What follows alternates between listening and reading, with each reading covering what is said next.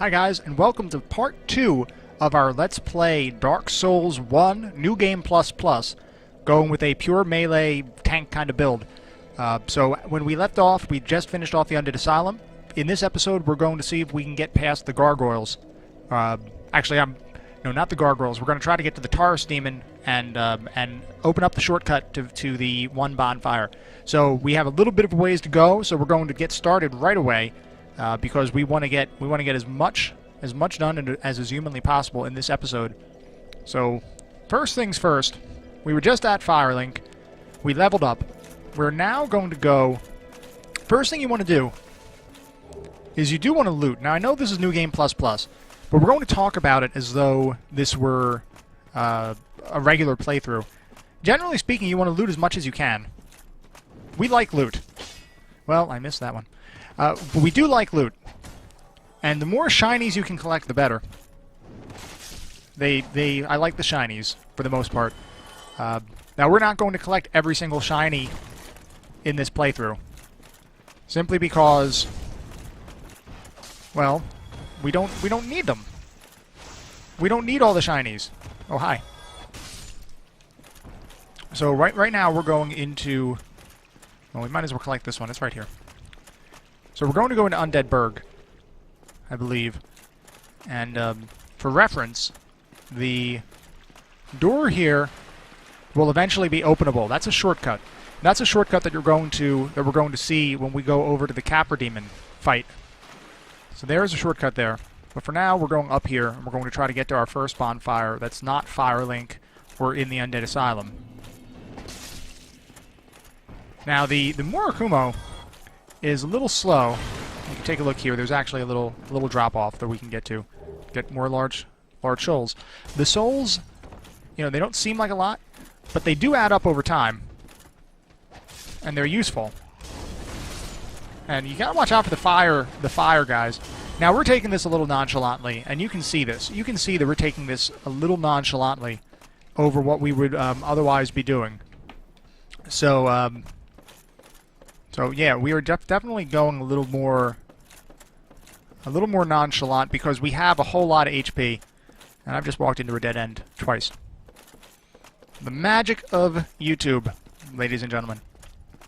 So let's avoid the dead end, and we'll go this way. So there's going to be some things popping up over here. Oh, rubbish! We love rubbish. Now the only thing that rubbish is really useful for that I found is trading with Snuggly the Crow over back in the Undead Asylum. So that is the only thing I've determined, or I've found, is useful. So, you know, whether that's true or not, I don't know, but that's all I found. So, we kind of did a drop-off to get some of the items. We got more humanity. Humanity is great. Humanity is not only used for kindling and that kind of stuff, but it's also used you can use it to heal yourself, which is a strategy you can use. And actually, the very first time I fought Ornstein and Smaug, I really don't know how to pronounce that. The first time I fought them, I had run out of Estus, and I ended up having to use humanity to heal myself. So, so it is absolutely useful, and it, you know, the more humanity you have, the better. Now, you don't want to waste humanity. Oh, and that's the red drake. We'll see him later. So you definitely don't want to waste humanity, but it is something you can use in the event that you need some extra healing. So our first bonfire is going to be up here. And like I said, this is New Game Plus Plus, but most of what we're going to talk about and do applies to any playthrough, which is good, because that means that it's applicable all over the place. Now this one, it's not kindled all the way, which is something we probably want to do eventually. So, I'm going to take a quick cut, and then we'll be back. And you won't even notice it. It'll be spliced all together, so there won't be anything, but definitely taking a quick cut for a second. Okay, and we're back. So, we just got the bonfire over at the Undead Burg. Now we're going to work our way up to the Taurus Demon. Now, there is something that not everybody would know if you're playing through this game for the first time. We're going to look at this right now. There's a merchant over here, that sells some useful equipment. Oh.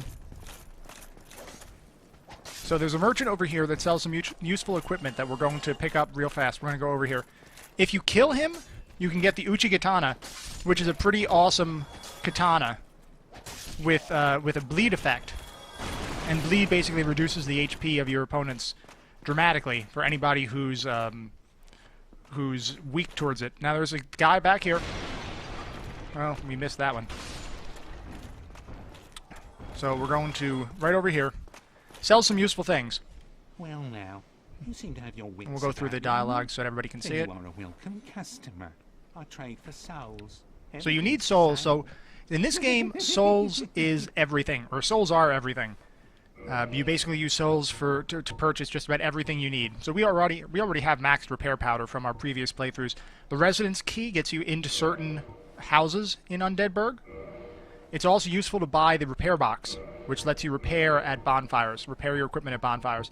And here's some of the equipment you can buy. So we're not going to buy anything, but they do have, there is equipment here. Actually, we're probably going to buy, we should probably buy like a bunch of arrows. Because you can never have too many arrows, I don't think. We're going to buy a bunch of standard arrows. And we're going to buy a bunch of large arrows, I think. Well, no, we have a bunch of standard arrows. We're not really going to be using arrows in this playthrough. But we do want to have them just in case. So back up we go. We'll just roll through the boxes. And we're going to go off to the Taurus Demon area. First, there's a shield over here. If anybody would need it, if it's your first playthrough, wooden shield is actually not too bad.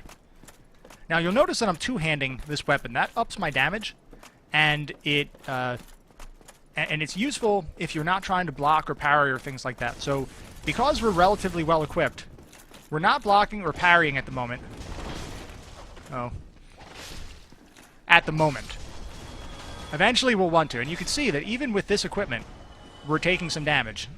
But I'm taking this pretty nonchalantly. This will eventually be a shortcut that we can open up when we go down to the depths, or further towards the depths, I should say. There's going to be a creature in here. We'll just dispatch relatively easily, and then there's a chest. Now there are things in this game called mimics, which basically look like chests, but are vicious demons that want to kill you. I will show you what the difference is between a mimic and a chest when we first encounter them, which is going to be in Sen's Fortress. So until you hit Sen's, you're probably not going to see a mimic, unless you go in some weird direction that I'm not thinking. So here's one of the spots you can use the residence key. If you continue through, you'll find another chest, which, you know, we like chests. And gold pine resin. Gold pine resin will apply a lightning buff to your weapon, which is very useful. It's something that will against creatures that are not resistant to lightning, that are weak to lightning, it will apply some extra damage, and extra damage, as always, is good. So we're just moving through here. We're going to find our first Black Knight up here, and we're going to want to parry him. So we're going to do that in a second. But first, let's activate this barrel. You can see the barrel right up there. It's going to try to roll at you with fire and explode, but we want to get out of the way. And then we're going to kill this guy. So, now that we have that, we're going to go down to the Black Knight, but I need to equip a shield that's actually going to let me parry. Right now we have the Black Iron Great Shield on. That is not a parry kind of shield. So let's find a shield that will let us do something. And we're actually going to use the Dark Hand.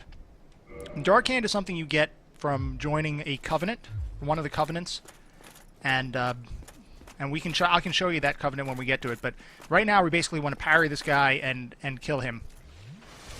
And there's some equipment. So timing on parries is important.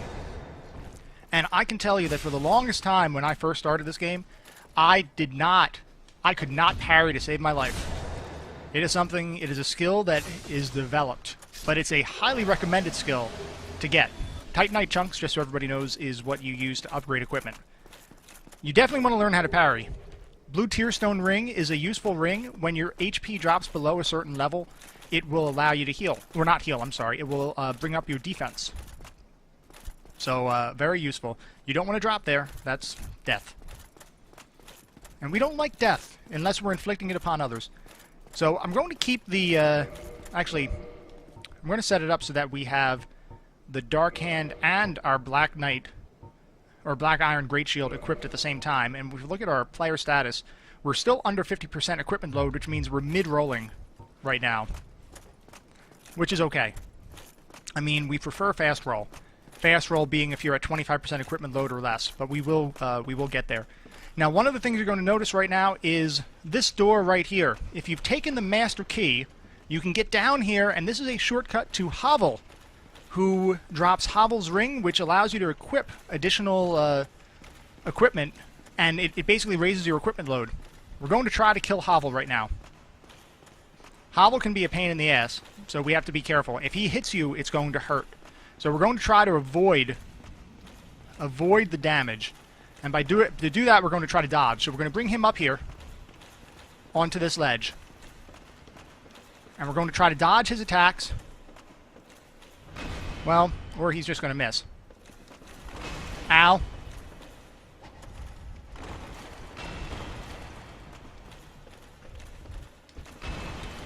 And we're going to try to hit him. Oh, you see? Now that really hurts.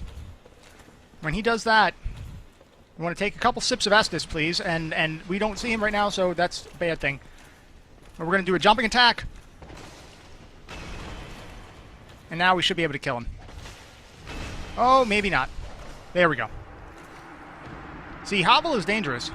Now, I've heard that he may be parryable, or that he is parryable. There's Havel's Ring, which, like I said, increases your equipment load. If you continue down this path, actually, let's do that real fast. If you continue down this path, you open up a path to the Darkroot Basin, which is where the Hydra is. The very first Hydra you're going to most likely encounter is down here. So, a little shortcut to open up if you took the Master Key, and I highly recommend taking the Master Key when you do a playthrough. The Master Key is entirely worth it, in my opinion. Obviously, you don't need to take it, though. So now we're going to go up to the Taurus Demon. And the Taurus Demon is most likely going to be one of the first bosses you encounter that may give you a slight bit of difficulty.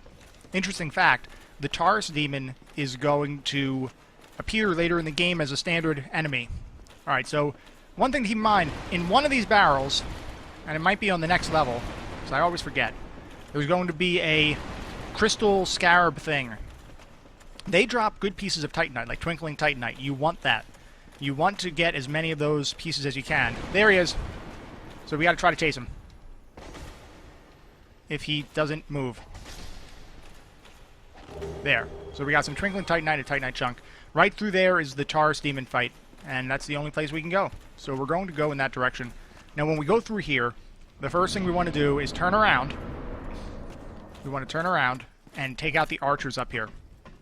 Otherwise, they could potentially shoot during the fight and ruin our day. So a couple of strategies for the Taurus Demon. One strategy is to fight him just straight up fight, which is how we're going to do it. Another strategy, and the one I used for my very first playthrough, was to lure him over here and drop down on him and cleave him, kind of like what you can do with the Asylum Demon if you were going through it from an original playthrough. We're going to try to fight him straight up and see what we can do.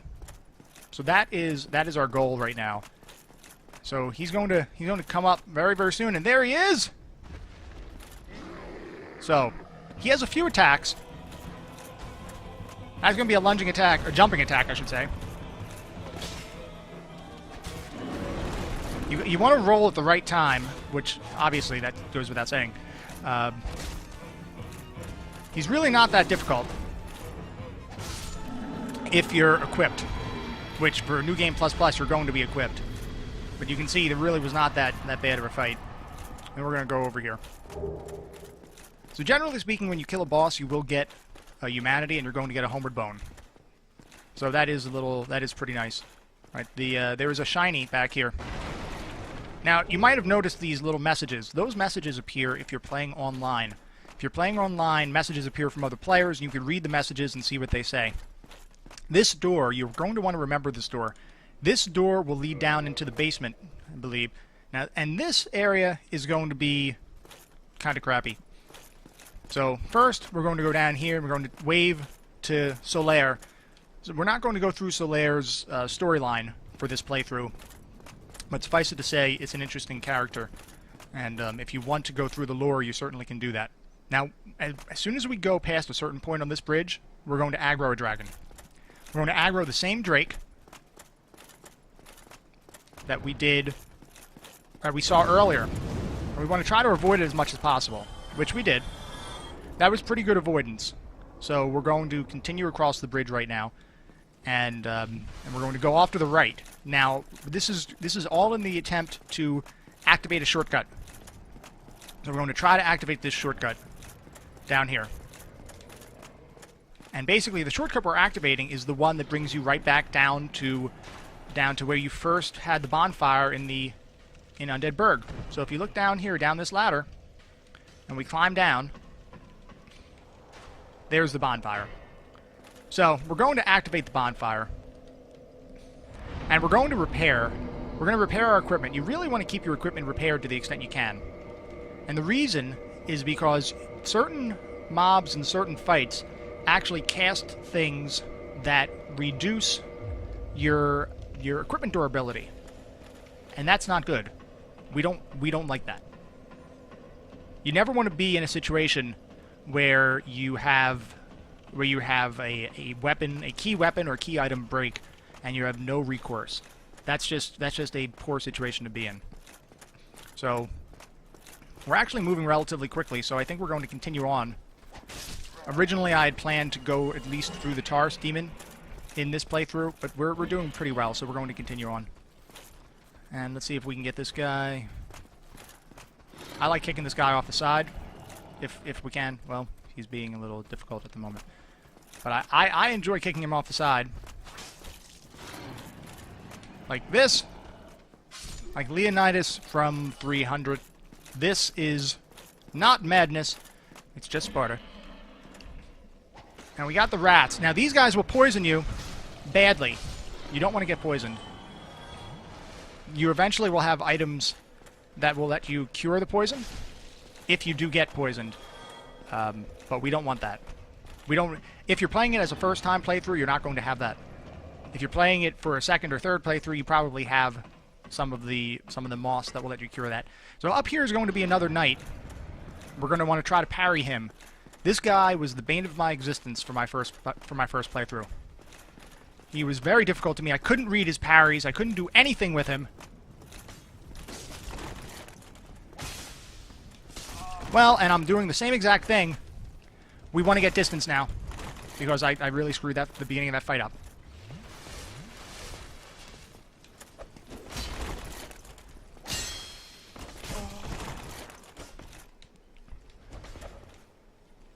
And you can see I'm really messing this fight up, guys. I'm nearly dead. We so need space. We need lots and lots of space. And we need to take a ton of sips of Estus. Okay. And there's the parry. That was close. Now these knights, these certain knights that we're fighting, will not come back. So that guy's not going to respawn. So now that we killed him, he's a done deal, which is great. Now this boar up here, you want to be very careful about. We're going to get a bunch of creatures on us. We're going to walk up here. We're going to try to attract them back. Some of the undead hollows up here. Well, maybe. They're being very cautious, which is probably good for them. Not so good for us. So right now we're going to try to attract the boar, and we want to try to get him into the fire here, because the fire will hurt him. Well, he may not be cooperating. We can try to kill him from behind. Okay, well, that's easy enough. That boar will also not respawn, so we're good. So I think we may, for this part of the playthrough, we may actually go up to the... We may try to get through the Gargoyles, which is the very first set of bosses we have to kill to ring a bell. Which is, we have to ring, basically this part of the game, we have to try to ring 2 bells to continue our journey. Alluring skulls, they can be very useful. They allow you to attract enemies over to a certain area and pull them away from others. So in areas where there's a lot of spawns, you can use that to effectively skip certain areas to the extent that you can get them to attract or be attracted to someplace else. So down here there's going to be a lot of undead. And by a lot, I mean a lot. This guy's going to run, and he's going to set up a trap. Watch this. And now they're all coming after us. Luckily, we've got some damage. But we used up way too many Estises on that night fight. We tried to... Oh well. We tried to do a leaping down attack, even though that was totally overkill for this guy. But as happens more times than not, I missed. Which is okay. I mean, hey, misses happen. And I can't break that, apparently. The mystery key. Mystery key will be used to unlock a cell in a little bit, where Knight Lautrec is. And he's a piece of work. He's simply a piece of work, and we'll talk about him when we get up to him. So as you see, I'm still kind of taking whatever damage they want to dish out. It's because I'm actually relatively well equipped right now, and I haven't done a playthrough with this level of equipment in a very long time. I had just finished up my Soul Level 1 playthrough prior to this, and to go from Soul Level 1 to having equipment that I can actually use and be successful with is quite the change. Let's see if we can parry this guy. Well, we probably could have if we timed it right. We're not timing anything right. I'm not timing the parries right, so we're going to do it the safer way. And we're just going to block him. Blocking is relatively safe if you have an appropriate shield. Knight Shield is a pretty good shield for anybody who is picking it up for the first time. So we're going to continue up. We're going to have to fight some more of these knights, and then we're going to find our bonfire near Andre of Astora, who is our blacksmith. We're going to like the blacksmith. Blacksmith is going to upgrade our equipment and our weapons and things like that, so that makes him awesome in my mind. Now there's a knight behind us, coming up fast. So we just have to... Oh god. We, that was a bad situation. But we're okay. And we got a Titanite Shard for our trouble, which is the upgrade kind of equipment. Now, you can actually buy Titanite Shards from most blacksmiths. At a minimum from Andre, you can buy it. So that's pretty good. So it's not like you don't have to really farm Titanite Shards if you have enough souls. We're going to try to get past these two guys and the archer, and then we'll reach our next bonfire. So you can see even these guys do some damage when they hit. So you want to be careful. You don't want to be too nonchalant about how you're playing through here. It would be easier if we had a fast roll. Fast roll makes things a lot easier to dodge and things like that. So we're going to go to this bonfire over here, and that's going to save our progress. It's also going to respawn the guys we just killed, but it's going to give us our Estus back, which is going to be something we're going to need as we approach the gargoyle fight. So let's go down here and get the bonfire. Now, we've previously, through the previous playthrough, we kindled this up as far as it'll go, so that gives us 20 Estus, which is incredibly useful. You get the right of kindling by killing Pinwheel in the catacombs, and we'll eventually kill him and get the right of kindling again, and we'll continue to apply kindling to any bonfire we haven't to try to get it up to 20 Estus. That's as high as it goes. It doesn't go beyond 20.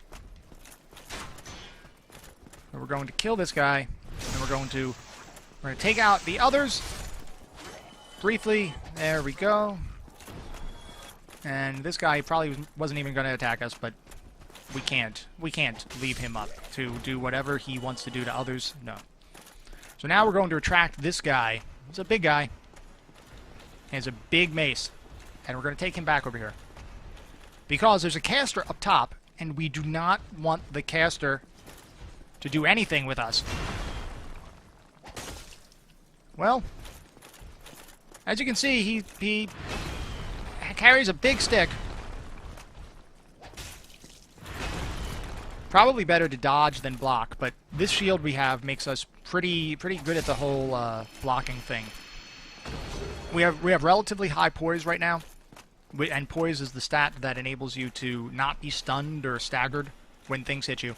And the black iron shield is very good.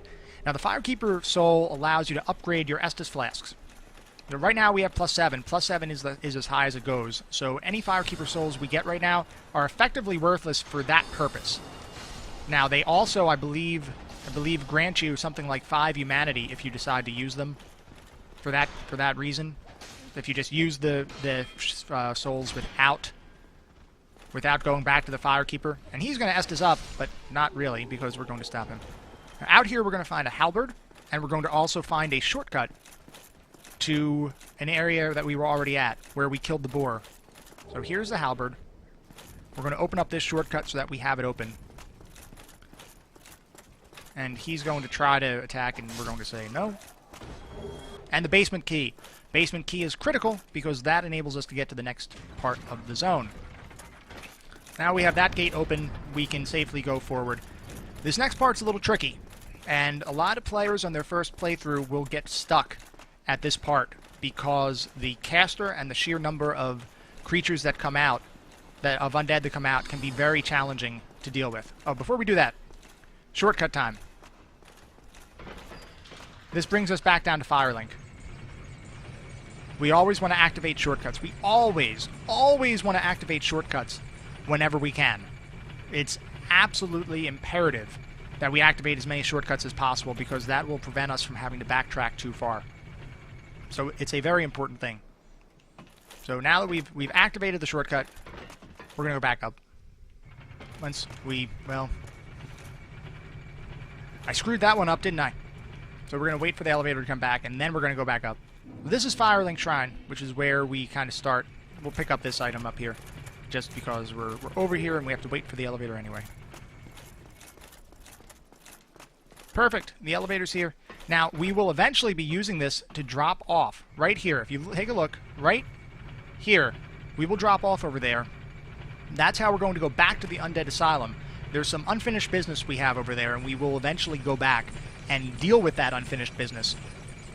But for now, we're more concerned with getting these gargoyles. So that's what our path lies right now, is to get these gargoyles.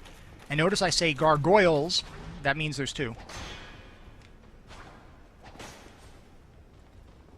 This guy can be a pain because of the close quarters.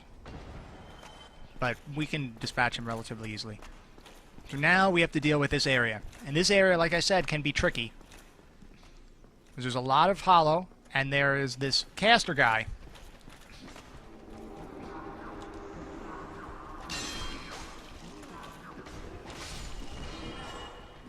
And the other thing you have to watch out for is the caster actually buffs these guys up. And the caster can hit really hard, by the way. Probably because of the buff. But we want to take it slow. You really want to take it. There's no reason to rush this area. You want to take it just nice and slow, and eventually you'll take it. Now, once you kill this caster, the caster will not respawn. So once you've cleared it, it's clear.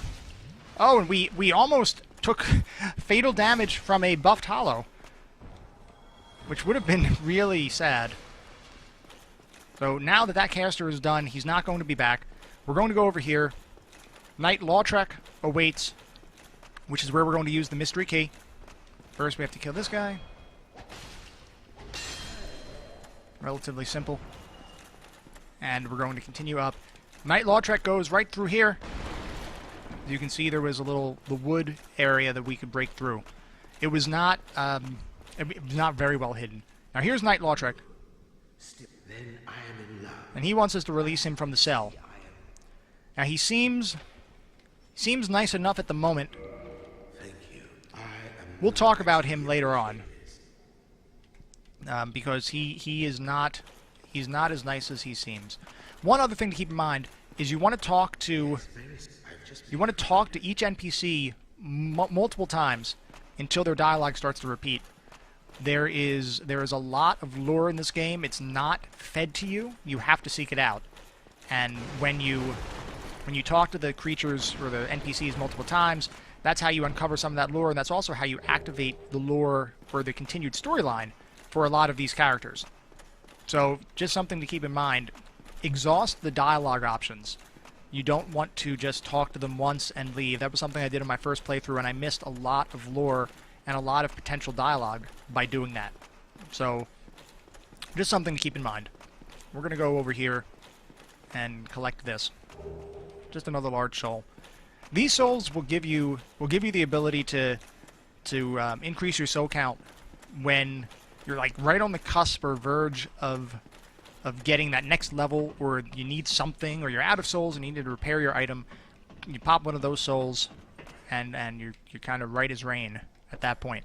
So it does help. It does help to carry those and capture as many of those as possible.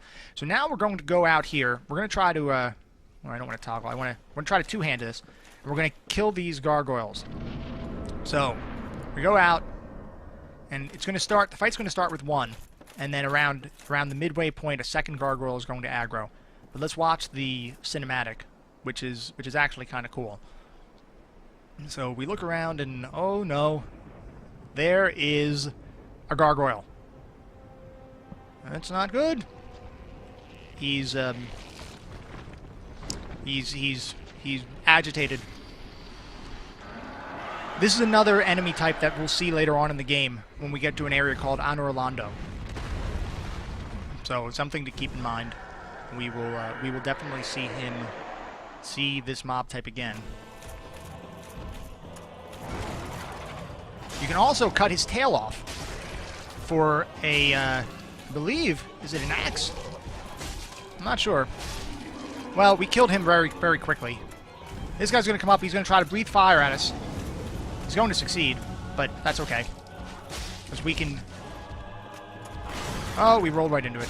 Well, nevertheless, victory has been achieved. We did what we needed to do. And we continue. So the bell to ring is up here. Once we ring the bell, that will be the end of this part of our Let's Play. So we'll go up here and ring the bell. And then we will we'll likely homeward bone, I think, just to get back to the bonfire much quicker. More gargoyles here. They're just hanging out. They're just saying, just stopping by to say hello. So we're going to pull the lever. And this will ring the bell, and that will signify the end of that stage of the quest. Which is good. One interesting thing, if you hear a bell ring when you're in this area, when you're fighting your way up through the gargoyles or whatever, it actually means that another character, another player, rang the bell. So it's actually another piece of multiplayer interaction that's built in that's not entirely obvious. Now we will homeward bone in a moment, but what I wanted to show you all is there's a new NPC down here. This is where you would go to absolve you of sins if you kill an NPC. So if you need to, or if you attack an NPC, on one of my playthroughs I accidentally attacked one of the blacksmiths, and to get absolution I needed to pay souls so that I'd be able to talk to him again. So we're going to learn his gesture. and then we're gonna purchase some things. First of all, let's purchase some Homeward Bones, because we're probably going to use a bunch of those. And we want to purchase some Purging Stones. The Purging Stones are used to get rid of Curse. Curse will reduce your HP by 50%. And it's only you can only get rid of them by talking to a certain NPC or using those items. So you want to definitely avoid that. But we want to go to Homeward Bone, so we can go back to our bonfire, and then that's where we're going to call this part of the Let's Play. Part 3 will be coming up soon, and it will involve going down into the depths, going towards the Gaping Dragon, and eventually towards Quelaag. So that is what our goal is. Now, technically, we don't even have to really fight the Gaping Dragon. If we were just going in that direction, we don't have to, but we're going to do all bosses. I want to see all bosses, and that's what we're going to shoot for. So until next time, everybody take care, and I will see you in our third part of our Let's Play, where we'll continue on to the depths. See you later, everybody.